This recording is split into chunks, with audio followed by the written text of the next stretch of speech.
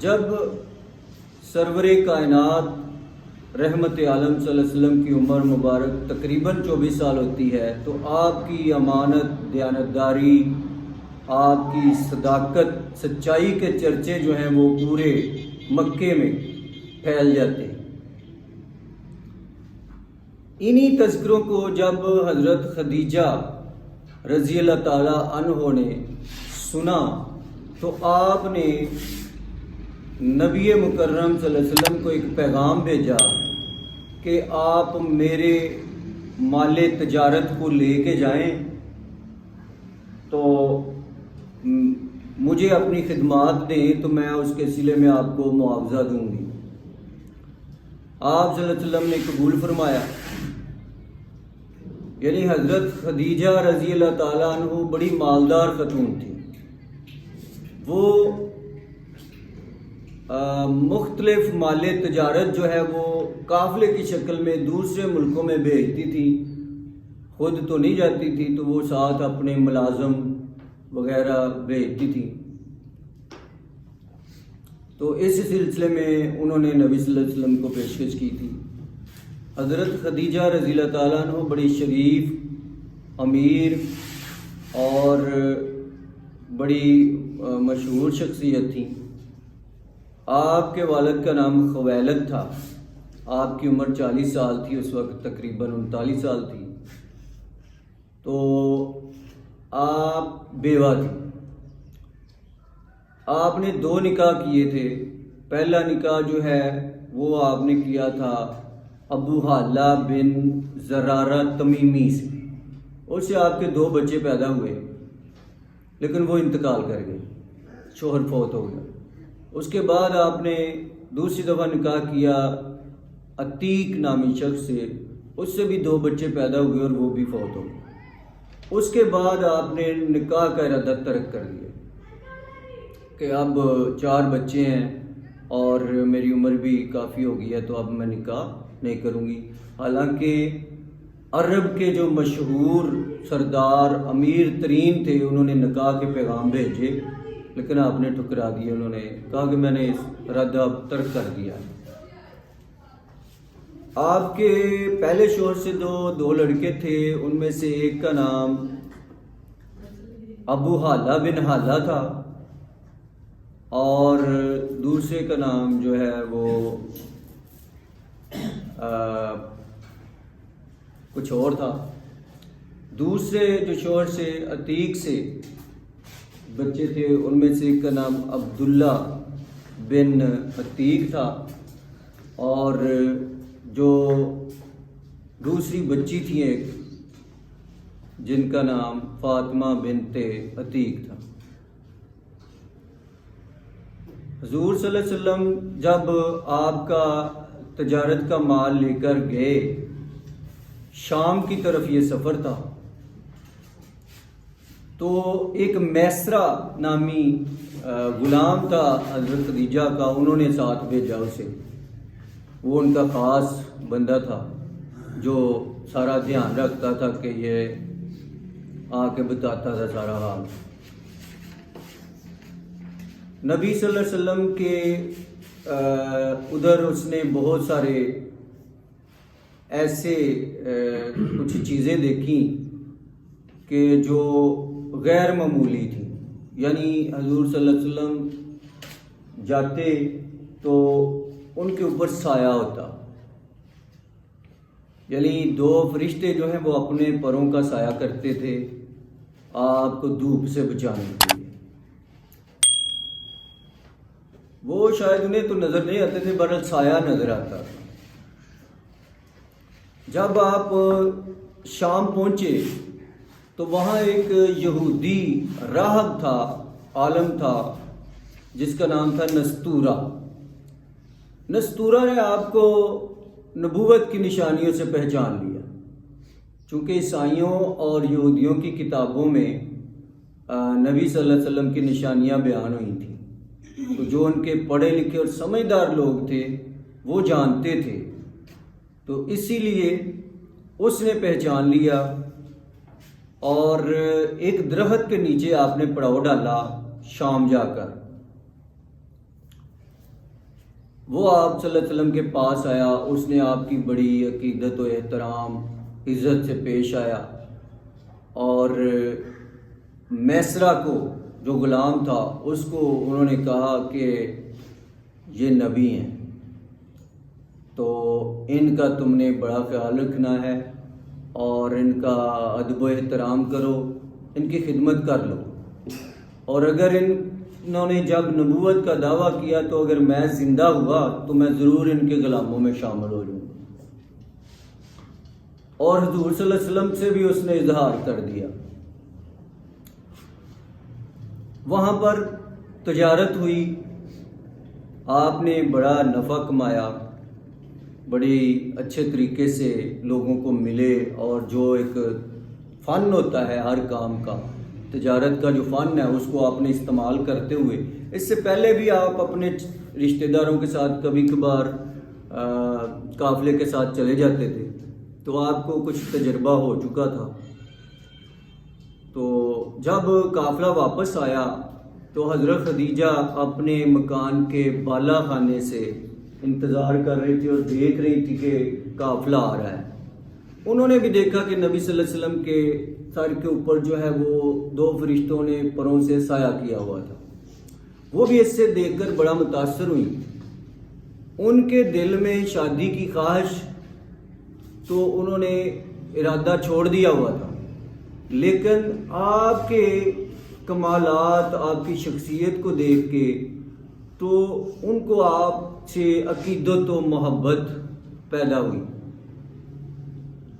جب آپ آگے تو میسرہ نے حضرت خدیجہ کو بتایا کہ یہ تو بہت ہی ایماندار بندے اور قابل بھی ہیں، انہوں نے بالکل ہیرا پھیری کوئی نہیں کی اور بڑے محنت کے ساتھ سودے کر کر کے مال بیچا ہے اور زیادہ سے زیادہ نفع کمانے کی کوشش کی ہے، اور اس میں سے انہوں نے کچھ بھی نہیں رکھا، سارا اپنے مالک کے لیے یعنی آپ کے لیے انہوں نے پیش کیا ہے۔ تو یہ بڑے ایماندار شخص ہیں اور سچے بھی ہیں۔ اور پھر میں نے ان کا دیکھا کہ یہ اللہ کے کوئی خاص بندے ہیں، ان کے ساتھ تو سایہ ساتھ جا رہا تھا۔ تو حضرت خدیجہ نے کہا تو وہ تو میں نے بھی دیکھا ہے۔ تو اس طرح سے حضرت خدیجہ رضی اللہ تعالیٰ عنہ کے دل میں جو ارادہ نہیں تھا اب شادی کا، ان کے دل میں یہ خواہش پیدا ہوئی۔ انہوں نے اپنی بھابی جو ہیں ان کی بیوی حضرت صفیہ کو بلایا، جو حضور صلی اللہ علیہ وسلم کی پھوپھی بھی تھیں، یعنی ان کی جو بھابی تھی ان کے بھائی کی بیگم تھی حضرت صفیہ۔ تو وہ ان سے آپ نے پوچھا مزید آپ کے بارے میں، کیونکہ وہ آپ کی پھوپھی تھی، وہ زیادہ جانتی تھی۔ انہوں نے بھی کہا کہ میرا جو بھتیجا ہے وہ انتہائی قابل اور سچا اور ایماندار شخص ہے۔ تو انہوں نے ایک لونڈی کے ہاتھ حضور صلی اللہ علیہ وسلم کو پیغام بھیجا نکاح کا، کہ آپ سے میں نکاح کرنا چاہتی ہوں۔ حضور صلی اللہ علیہ وسلم نے اپنے بڑوں سے مشورہ کیا، بزرگوں سے مشورہ کرنے کے بعد جو ہے وہ فیصلہ ہوا کہ آپ نے رضامندی کا اظہار کر دیا۔ اس وقت حضور صلی اللہ علیہ وسلم کی عمر 25 سال تھی اور حضرت خدیجہ رضی اللہ تعالیٰ عنہ کی عمر جو ہے وہ 40 سال تھی، آپ کے 4 بچے بھی تھے۔ تو اتنے جوان خوبصورت، انہوں نے یہ نہیں دیکھا کہ یہ اس کی عمر مجھ سے زیادہ ہے یا کوئی اور اس طرح کی وجہ جو ہے، شادی شدہ ہے، ہمارے ہاں ہوتا ہے نا کہ یہ پھر بعد میں نہیں ہوتے رشتے۔ تو آپ نے ان کی ایمانداری اور شرافت سنی ہوئی تھی، تو اس لیے آپ نے بھی اسی چیز کو دیکھتے ہوئے حامی بھری۔ تو اس طرح سے چند افراد کے ساتھ نبی صلی اللہ علیہ وسلم اپنے عزیزوں کے ساتھ حضرت خدیجہ کے گھر میں گئے، نکاح ہوا اور شادی آپ صلی اللہ علیہ وسلم کی ہو گئی حضرت خدیجہ سے۔ نبی صلی اللہ علیہ وسلم غریب تھے، ان کے پاس کوئی اتنا دنیاوی مال و متاع نہیں تھا، اس کے مقابلے میں حضرت خدیجہ رضی اللہ تعالیٰ عنہ مکے کی سب سے مالدار خاتون تھی. تو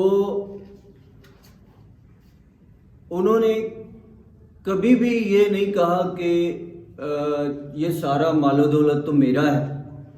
انہوں نے ہر چیز جو ہے نبی صلی اللہ علیہ وسلم پر قربان کر دی. انہوں نے کہا کہ میں بھی آپ کی ہوں اور یہ سارا میرا مال بھی آپ کا.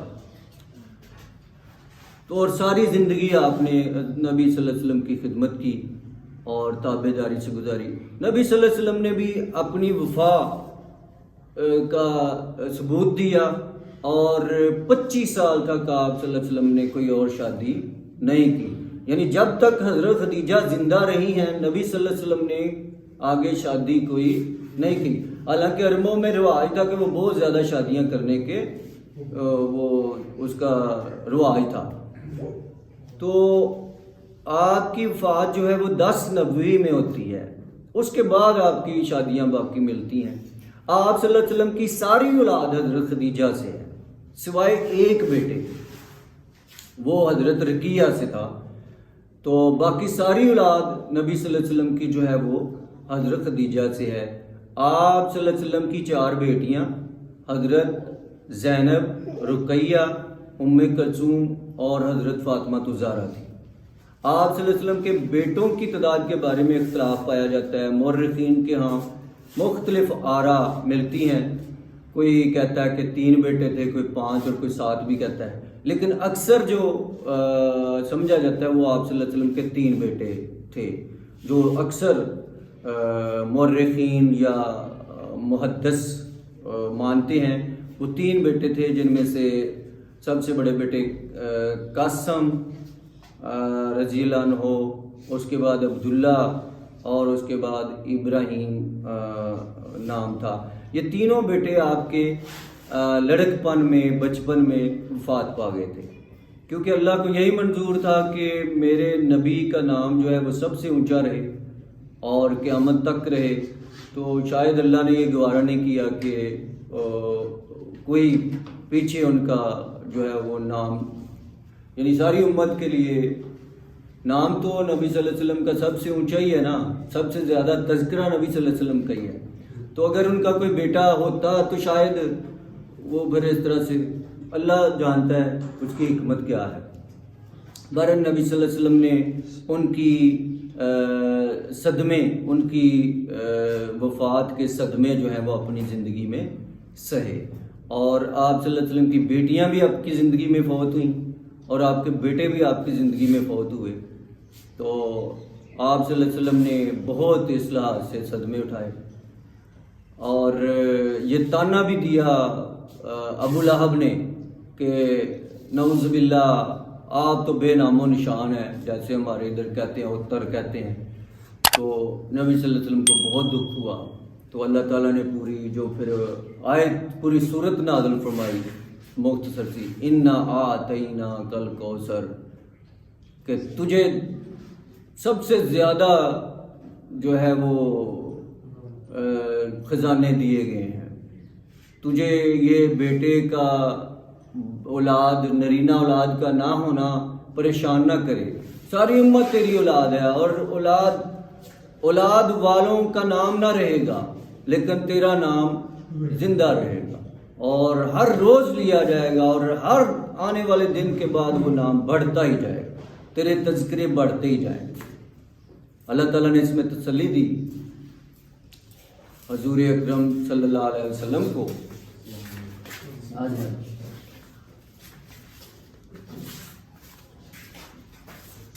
جب آپ سرکار صلی اللہ علیہ وسلم کی عمر 35 سال ہوتی ہے تو ایک مکے کے اندر سیلاب آتا ہے جس میں مکہ کی جو عمارت ہے اس کو نقصان پہنچتا ہے. تو مکہ جو ہے وہ نشیبی علاقے میں تھا، اس لیے اس کے اوپر چھت بھی نہیں ہوا کرتی تھی. مکہ کئی دفعہ جو ہے وہ تعمیر کیا گیا ہے، خانہ کعبہ کئی دفعہ تعمیر کیا گیا ہے. سب سے پہلے حضرت آدم علیہ السلام نے، وقت کے ساتھ ساتھ جو ہے وہ عمارت گر جاتی تھی، خستہ حال ہو جاتی تھی. پھر اس کا کوئی بندہ آ کے اس کو تعمیر کرتا تھا، لیکن اس پہ چھت نہیں تھی، بس دیواریں وغیرہ تھیں. تو اس وقت بھی یہ جو ہے وہ نقصان پہنچا، تو نبی پاک صلی اللہ علیہ وسلم نے اپنے خاندان کے ساتھ مل کر اس کی تعمیر کی. اور اس میں وہ حجر اسود کا واقعہ پیش ہے جو میں پہلے بتا چکا ہوں، تو دوبارہ اس واقعے کو نہیں بتائیں گے، وہ پہلے ہی آپ سن چکے ہیں. تو اس طرح سے نبی صلی اللہ علیہ وسلم کی نبوت کا جب قریب زمانہ آ گیا تو آپ کو سچے خواب آتے تھے. پہلے پہل وحی آنے سے پہلے آپ کو سچے خواب آتے تھے. جب آپ صبح اٹھتے تھے تو وہی بات ہو جاتی تھی جو آپ رات کو خواب میں دیکھتے تھے. اس طرح سے آپ صلی اللہ علیہ وسلم کا دل جو ہے وہ لگتا نہیں تھا دنیا کے کاموں میں، تو آپ جو ہے وہ زیادہ سے زیادہ اللہ کا ذکر کرتے تھے. آپ نے اپنا معمول بنا لیا تھا کہ غار ہیرا میں چلے جاتے تھے. مکے کی ایک سائڈ پہ پہاڑ ہے احد، تو اس کے اندر ایک غار تھی، غار ہیرا. اس میں آپ کچھ ستو، کھجوریں، پانی وغیرہ لے کر چل جاتے تھے اور اللہ کی یاد کرتے رہتے تھے. یہاں تک کہ آپ کئی دن تک وہاں رہتے تھے. جب کوئی ضرورت کا سامان لینا ہوتا تھا تو گھر سے آ کے لے جاتے تھے، یا آپ کا کوئی عزیز جو ہے وہ دے جاتا تھا. تو اس طرح کئی دن آپ وہاں رہتے تھے. جب یہ معمول کافی ہو گیا اور آپ کی عمر مبارک جو ہے وہ 40 سال ہو گئے، تو آپ صلی اللہ علیہ وسلم پر پہلی وحی نازل ہوئی، اور حضرت جبریل علیہ السلام جو ہیں وہ آپ کے پاس تشریف لائے اور انہوں نے کہا اقرا بسم ربک الذی خلق خلق الانسان من علق اقرا وربک الاکرم الذی علم بالقلم علم الانسان ما لم یعلم. تو نبی کریم صلی اللہ علیہ وسلم اس واقعے سے خوف زدہ ہوئے.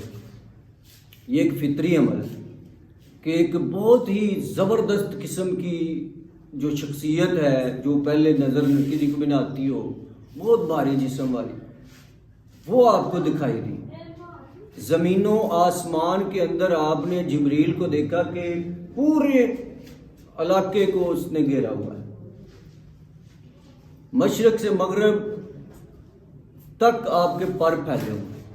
تو اس کی دہشت دیکھ کر نبی صلی اللہ علیہ وسلم خوف زدہ ہوئے. تو انہوں نے جب کہا پڑھ، تو آپ صلی اللہ علیہ وسلم نے فرمایا کہ میں پڑھنا نہیں جانتا، میں پڑھا لکھا نہیں ہوں. حضرت جبریل علیہ السلام نے آپ کو سینے سے لگا کر پہنچا، دبایا، تو کہا کہ پڑھ. تو آپ نے دوبارہ وہی جواب دیا کہ میں پڑھا لکھا نہیں ہوں. تیسری دفعہ جب آپ نے سینے سے لگا کر آپ کو چھوڑا تو آپ نے پڑھنا شروع کر دیا. تو اس طرح سے نبی صلی اللہ علیہ وسلم پر پہلی وحی نازل ہوئی. یعنی ہمارا جو قرآن کریم عظیم ہے، اس جو شروع ہوا نازل ہونا وہ ہے اقرا بسم ربک الذی خلق. یہاں سے شروع ہوا، الحمد سے شروع نہیں ہوا. وہ تو ایک ترتیب نبی صلی اللہ علیہ وسلم نے لگوائی جو لوح محفوظ میں لگی ہوئی ہے، اس کی اصل ترتیب وہی ہے.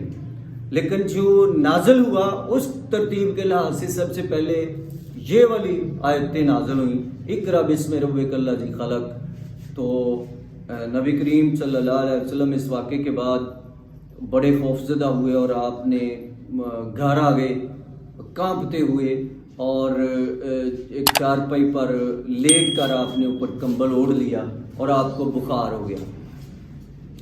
یہ کیفیت بہت جو ہے آپ کے لیے ایک خوف زدہ کر دینے والی تھی. تو آپ صلی اللہ علیہ وسلم کو حضرت خدیجہ رضی اللہ تعالیٰ عنہ نے تسلی دی اور کہا کہ آپ کو کچھ نہیں ہوگا، آپ غریبوں کی مدد کرنے والے ہیں، آپ سچ بولنے والے ہیں. جو بھی آپ کی خوبیاں تھیں آپ کو گنوا کے آپ کو تسلی دی کہ آپ کو اللہ ضائع نہیں کرے گا، آپ کو اللہ کبھی بھی ضائع نہیں کرے گا. تو نبی کریم صلی اللہ علیہ وسلم کافی وقت جو ہے اس طرح سے پریشان رہے. پھر آپ کو حضرت خدیجہ رضی اللہ تعالیٰ عنہ آپ کو ایک عیسائی راہب کے پاس لے گئے. ان کا کزن ہی تھا وہ ورقہ بن نوفل. وہ ہے تو ان کی برادری سے تھا لیکن وہ عیسائی ہو چکا تھا.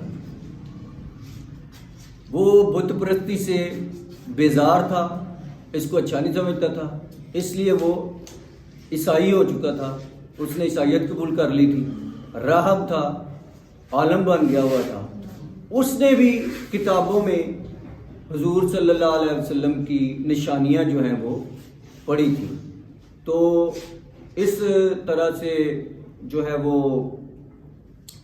انہوں نے بھی پہچان لیا نبی صلی اللہ علیہ وسلم کو اور کہا کہ آپ اللہ کے نبی ہیں, تو آپ کو کچھ نہیں ہوگا, آپ ٹھیک ہو جائیں گے. انہوں نے بھی تسلی دی اور کہا کہ اگر میں آپ کی نبوت کے ٹائم زندہ رہا تو میں ضرور اسلام قبول کروں گا. نبی صلی اللہ علیہ وسلم کی طبیعت جب کچھ سنبھلی تو آپ صلی اللہ علیہ وسلم نے وہی معمول شروع کر دیا. اور پھر حضرت جبریل علیہ السلام آئے اور انہوں نے باقاعدہ آپ کو کہا کہ اللہ نے آپ کو چن لیا ہے, آپ اللہ کے نبی ہیں. تو اس طرح سے آپ نے ان لوگوں کو توحید کا پیغام پہنچانا ہے اور یہ جو برائیاں ہیں یہ ختم کرنی ہے. اللہ تعالیٰ نے آپ کی یہ ڈیوٹی لگائی ہے, آپ کو نبوت کے اعلیٰ منصب پر فائز کیا ہے. تو اس طرح سے پھر وحی کا سلسلہ شروع ہو گیا اور وحی جو ہے وہ نازل ہوتی رہی. 23 سالوں کے اندر قرآن پاک مکمل ہوا. آپ کی زندگی کے ساتھ ہی قرآن پاک بھی جو ہے وہ ختم ہوا. تو باقی آخری بات کر کے ہم اس کو ختم کرتے ہیں کہ حضور صلی اللہ علیہ وسلم آپ نے ابھی میں نے بولا کہ انہوں نے جبریل علیہ السلام سے بولا کہ میں پڑھا لکھا نہیں ہوں. تو اس کی تھوڑی سی وضاحت کر لیتے ہیں کہ حضور صلی اللہ علیہ وسلم امی تھے یعنی وہ پڑھنا لکھنا نہیں جانتے تھے. تو یہ کوئی خامی نہیں ہے. پڑھنا لکھنا کس لیے سیکھا جاتا ہے؟ علم حاصل کرنے کے. پڑھنا لکھنا خود ایک علم نہیں ہے. پڑھنا لکھنا ایک فن ہے جس کو سیکھ کر بندہ علم حاصل کر سکتا ہے. ٹھیک ہے, علم اور ہوتا ہے. پڑھنا لکھنا ایک فن ہے جس کو سیکھ کر انسان کتابیں پڑھ کے علم حاصل کر لیتا ہے. جس کو کتاب نہیں پڑھنی آتی ظاہر ہے پھر وہ اس کے پاس یہ کیپیسٹی نہیں ہوتی, وہ تو سن کے ہی کر سکتا ہے, کچھ نہ کچھ تو کر سکے.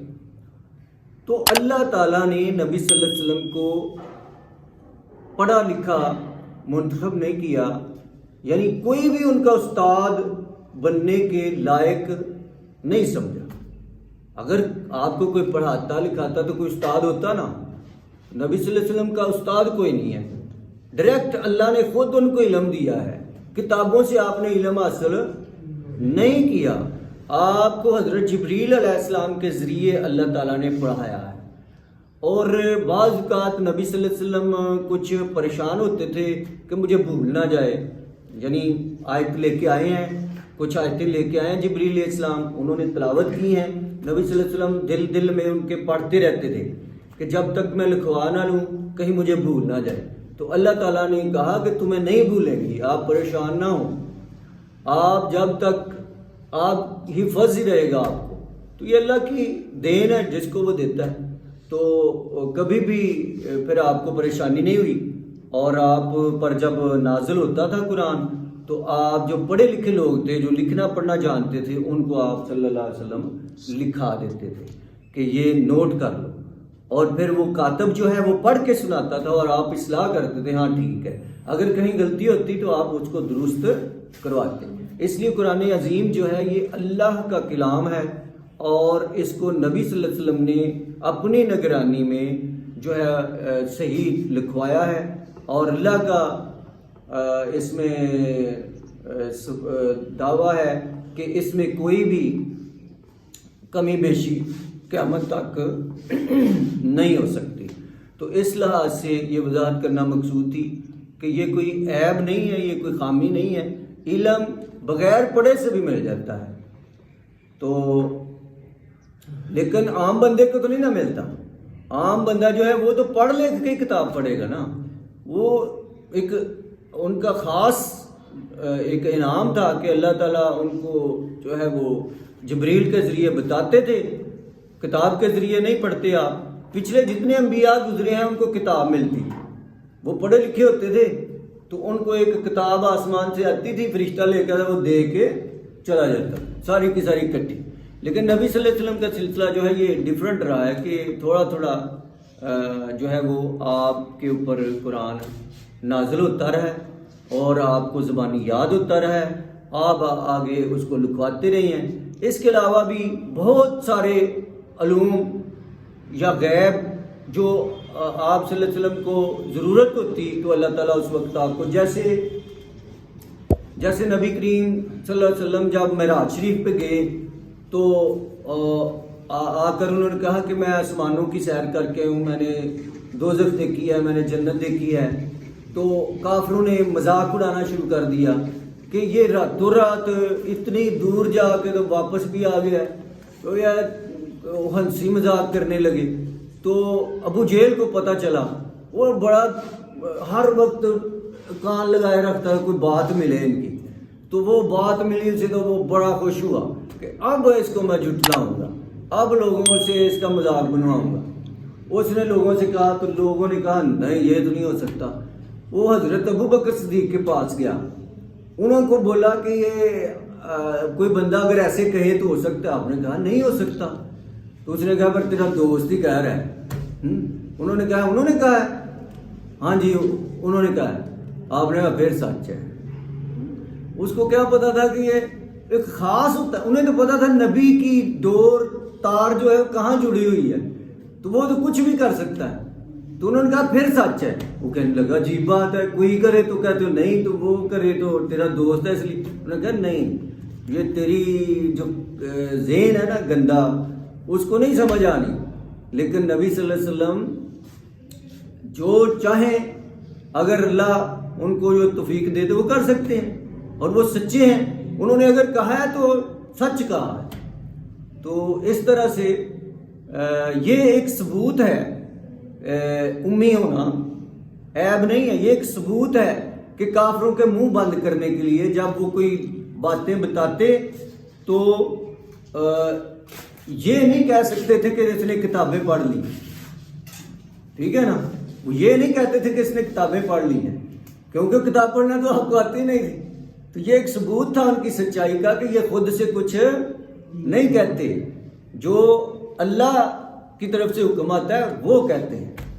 تو اس طرح سے معراج شریف سے جب وہ آپ نے یہ واقعہ سنایا تو اس کا بھی اعتراض ہوا, اور قرآن کے بعض علوم جو ہیں اس کے بارے میں بھی کرتے تھے, لیکن جو سمجھدار لوگ تھے وہ کہتے تھے وہ تو پڑھ نہیں سکتے, انہوں نے کیسے کتابیں پڑھ لی ہیں.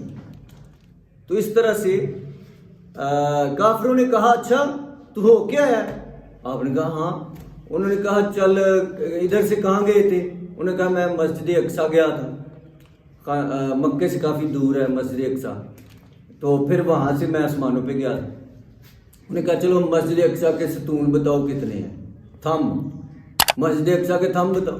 آپ تھم تو نہیں گن رہے تھے, آپ تو ادھر گئے تھے, وہاں نبیوں سے اللہ نے ملاقات کروائی تھی, اور آپ ملاقات کرنے کے بعد جبریل کے ساتھ آسمانوں پہ چلے گئے. آپ نے کوئی تھم گنے ہوئے تھے, آپ پریشان ہوئے کہ یہ کیا مجھے کہہ رہے ہیں.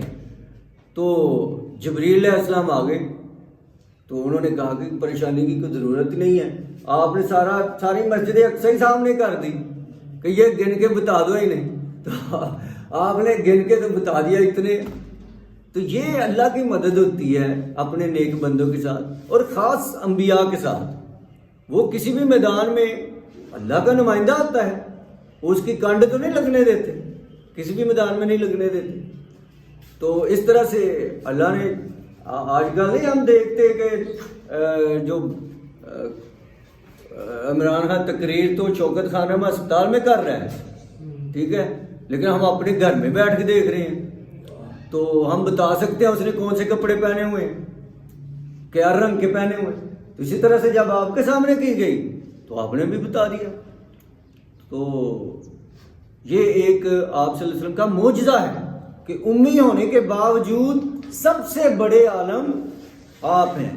دنیا کا سارا علم جمع کر لیا جائے تو آپ کے علم کے برابر نہیں ہوتا. تمام انبیاء، تمام سائنسدان، تمام دنیاوی علوم، تمام دینی علوم، ہر قسم کے علوم جو اللہ تعالیٰ نے کسی انسان کو دیے ہیں وہ سارے جمع کر لیے جائیں تو نبی صلی اللہ علیہ وسلم کے علم کو وہ نہیں پہنچ سکتے. امام احمد رضا خان بریلوی، یہ بریلویوں کے امام سمجھے جاتے ہیں، جو ہمارا فرقہ ہے بریلوی. تو انہوں نے کہا کہ جو نبی صلی اللہ علیہ وسلم کا علم ہے وہ سمندر ہے، اور باقی ساری مخلوقات کا علم جو ہے وہ ایک قطرے کی، جہاں انہوں نے یہ مثال دی تھی کہ سوئی سمندر کے اندر ڈبوئیں پانی کے اندر اور اس کو باہر کھینچیں، جتنا اس کے ساتھ پانی لگ جائے گا نا وہ ساری مخلوقات کا علم ہے، اور نبی کا علم جو ہے وہ پورا سمندر ہے. اور پھر انہوں نے مثال دے کے نبی اور اللہ کا مقابلہ نہیں کرنا چاہیے. عام طور پر ہم لوگ یہ کرتے ہیں کہ اللہ بھی یہ کر سکتا ہے، نبی بھی یہ کر سکتا ہے. انہوں نے یہ بھی مثال دے دی. انہوں نے کہا کہ اللہ کا علم سمندر ہے، اللہ کا علم سمندر ہے، اور اس کے اندر سوئی ڈال کے نکال لی جائے جتنا اس کے ساتھ وہ نبی کا علم ہے. انہوں نے دونوں مثالیں دے دی کہ ایک نہ کوئی سمجھے کہ یہ اب اللہ کے برابر پہنچ چکے ہیں. تو اللہ کے برابر کسی کو کرنا یہ نہ اللہ چاہتا ہے نہ اس کے رسول صلی اللہ علیہ وسلم چاہتے ہیں. ایک شخص نبی صلی اللہ علیہ وسلم کے پاس آیا، اس نے تقریر شروع کر دی. عربی تھا، مجھے عربی الفاظ تو نہیں آتے اس کے، میں اردو میں اس کا مفہوم بیان کر دیتا ہوں. انہوں نے آگے کہا کہ جو اللہ کہے اور اس کا رسول کہے وہ ہمیں ماننا چاہیے. پھر اس نے آگے بات کرتے کرتے کہا کہ ہمیں ان دونوں کی اطاعت کرنی چاہیے. اور کا لفظ نہیں اب اس نے بولا. کیا بولا ہے؟ مطلب تو وہی ہے. پہلے اس نے کہا اللہ اور اس کے رسول کی ہمیں اطاعت کرنی چاہیے. پھر بات کرتے کرتے آگے جا کے اس نے ایک فقرہ بولا، ہمیں ان دونوں کا یہ حکم ماننا چاہیے، ہمیں ان دونوں کی جو ہے وہ ہر بات ماننی چاہیے، یا یہ دونوں سچے ہیں، کچھ بھی اس طرح سے بولا. آپ صلی اللہ علیہ وسلم نے ٹوک دیا ادھر ہی. آپ نے کہا ٹھہر جا، تو بڑا برا خطیب ہے، اتنا برا تو بولنے والا ہے. اس نے کہا یا رسول اللہ صلی اللہ علیہ وسلم میں نے کوئی غلط بات تو نہیں کر دی. آج کا بندہ ہوتا تو وہ آگے سے کہتا میں نے تو ایسے بولا ہے، میرا مطلب یہ تھا، میرا. صحابی نے تو کچھ نہیں بولا، آگے سے اسے بتایا گیا تو اس نے سمجھنے کی کوشش کی. آج کسی کو بتائیں تو وہ کہتے ہیں یہ وہابی ہو گیا، اس کو نکالو مسجد باہر. نبی صلی اللہ علیہ وسلم نے کہا تو بڑا برا خطیب ہے، مجھے اور اللہ کو ساتھ ملا رہی ہو. اتنے، حالانکہ یہ کوئی شرک نہیں تھا، کوئی شرک نہیں ہے، لیکن آپ کا احتیاط کا عالم یہ تھا، آپ کی احتیاط کا عالم یہ تھا، اور آپ نے امت کو درس اس سے دینا تھا کہ کبھی بھی جو ہے وہ کسی بندے کو اللہ کے برابر لا کے نہیں کھڑا کرنا. یعنی آپ نے کہا کہ تو مجھے اللہ کے ساتھ ملا رہا ہے، ویسے ہی کہہ کہ جو اللہ کہے گا اور جو نبی کہے گا وہ ہم مانیں گے، اور لگا بیچ میں. اندازہ لگائیں کتنا بریک سا نکتہ ہے. اور آج ہم جو ہیں وہ نبی تو دور کی بات ہے، ہم کسی محلے کے ولی کو ہی ہم پہنچا دیتے ہیں، کہیں سے کہیں پہنچا دیتے ہیں، کہتے ہیں یہ کرتا ہی سب کچھ یہ ہے، جو بابے ہورانے کہنا ہے وہی ہونا. تو یہ نبیوں کا، یہ ولیوں کا شیوا نہیں تھا. وہ تو اپنے آپ کو چھوٹا سمجھتے تھے اور ڈرتے رہتے تھے ہر وقت اللہ تعالیٰ سے کہ کہیں پہ کوئی غلطی نہ ہو جائے، کیونکہ وہ چھوٹی سے چھوٹی غلطی پہ بھی پکڑ سکتا ہے اور ساری نیکیاں ضائع کر سکتا ہے. وہ قہار ہے، وہ جبار ہے. اور وہ چھوٹی سے چھوٹی نیکی کو بھی پکڑ سکتا ہے اور تیرے سارے گناہ معاف کر کے جنت میں بھی داخل کر سکتا ہے. یہ اس کی رحمت ہے. لیکن اس کی جباریت کو بھی جو ہے وہ نظر میں رکھنا چاہیے. ہم ایک اینگل کو دیکھتے ہیں اور وہی اینگل دیکھتے ہیں جو ہمیں اچھا لگتا ہے, میٹھا میٹھا ہپ ہپ, کڑوا کڑوا دھو دھو. تو یہ دونوں اینگل سامنے رکھنے چاہیے. شرک ایک ایسی چیز ہے واحد, اللہ تعالیٰ چاہے تو سمندر کی جھاگ کے برابر گناہ ہو تو معاف کر دے, زمین اور آسمان کے برابر کسی کے گناہ ہو تو معاف کر دے, پہاڑوں کے برابر ہو تو معاف کر دے. لیکن اللہ تعالیٰ نے فرمایا ہے کہ شرک میں معاف نہیں کروں. شرک ایسی بیماری ہے جسے ہر نبی مٹانے کے لیے آیا ہے. نبیوں کا مقصد یہ ہے. شرک ایک ایسی واحد بیماری ہے جس کا اللہ نے کیٹاگوریکل قرآن میں فرما دیا ہے کہ میں چاہوں تو جس کو چاہوں بخش دوں, لیکن مشرک کو نہیں بخشوں گا. جب اللہ نے اعلان کر دیا لا کلمات اللہ تبدیلا, اللہ کے کلمات تبدیل نہیں ہوتے, تو اللہ یہ کہ وہ خود اس میں کوئی تبدیلی کر دے. تو اللہ کے کلام میں کوئی تبدیلی نہیں ہو سکتی, اور کلام اب ختم ہو چکا ہے, نیا کلام نہیں آئے گا. تو یہ ہمیں اس چیز کو, اس نقطے کو بھائی سمجھنے کی ضرورت ہے جو سب سے زیادہ خطرناک ہے, یعنی جس کی معافی کوئی نہیں ہے. لیکن ہم اتنے دلیر ہیں کہ ہم لڑائی سب سے پہلے اس پہ کرتے ہیں. اتنی دلیری, اس سے اتنا زیادہ ڈرنا چاہیے کہ جہاں کوئی شائبہ بھی ہو, کوئی تھوڑا سا شک بھی گزرے, تو آپ وہ عمل نہ کریں. کون سا وہ ضروری ہوتا ہے؟ نماز پڑھا کریں, ٹھیک ہے. یعنی یہ ایسے ہی ہے کہ جیسے دونوں طرف گہرا پانی ہو کہ بندہ اس میں گر کر مر سکتا ہو, اور درمیان میں سے آپ گزریں تو اپنے آپ کو بچا بچا کے بڑے دھیان کے ساتھ گزرنا پڑتا ہے. جیسے پل صراط کی مثال لگا لیں تو وہاں سے گزرنا کتنا مشکل ہے. یہ دنیا ہی پل صراط ہے, اصل میں یہ دنیا ہی پل صراط ہے. یہاں پہ چلنا بہت مشکل ہے, سیدھی راہ پہ چلنا. اللہ کے نبی صلی اللہ علیہ وسلم فرمایا ایک وقت آئے گا کہ لوگ رات کو جو ہے وہ مسلمان ہوں گے, صبح کو کافر ہوں گے. لوگ صبح کو مسلمان ہوں گے, رات کو کافر ہوں گے. تو یہ دیکھیں کن کو کہا گیا ہے.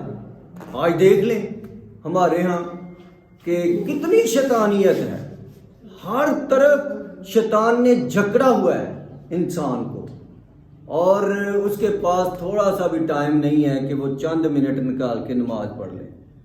میں آج کے درس کا آخری پوائنٹ بتا رہا ہوں کہ سب سے پہلی بات ہے کہ شرک سے پرہیز کرنا ہے, شرک سے بچنا ہے. جہاں آپ کو شبہ بھی گزرے, شک بھی گزرے کہ ہو سکتا ہے, دل میں آ جاتا ہے, دل تو آپ وہ اس کام کو چھوڑ دیں. ٹھیک ہے, وہ کون سا ضروری کام ہے, وہ کتنا ضروری ہے, کوئی ضروری نہیں ہے, آپ اس سے اوائڈ کر کے بھی گزارا کر سکتے ہیں. اور دوسری چیز ہے نماز. نماز بہت ضروری ہے, نماز ضرور پڑھا کریں. یہ مسلمان ہونے کا ثبوت ہے. جو نماز نہیں پڑھتا وہ اس کو نبی صلی اللہ علیہ وسلم فرمایا کافر اور مسلمان کے درمیان فرق کیا ہے؟ نماز. نبی صلی اللہ علیہ وسلم کا فرمان ہے, میں نہیں کہہ رہا. وہ کہتے ہیں مسلمان اور کافر کے درمیان فرق کیا ہے؟ نماز. یعنی جب فرق نکل گیا تو وہی بات, صبح کو کافر رات کو مسلمان, رات کو کافر صبح مسلمان, وہی بات. جب ایک نماز نہیں پڑھی تو ایمان نکل گیا, آگے جا کے پڑھ لی پھر ایمان آ گیا. یہی آپ صلی اللہ علیہ وسلم نے بات کی ہے. تو بھائیو نماز کو پکڑیں. اگر نماز نہیں ہے زندگی فضول ہے. نماز پکی کریں کہ یہ اللہ کے نبی صلی اللہ علیہ وسلم کا پہلا اور دین اسلام کا پہلا فرمان ہے, نماز اور شرک سے بچنا. یہ دو چیزیں ہی بس پکڑ لینا, بس یہ دو چیزیں ہی پکڑ لیں تو انشاءاللہ بیڑا پار.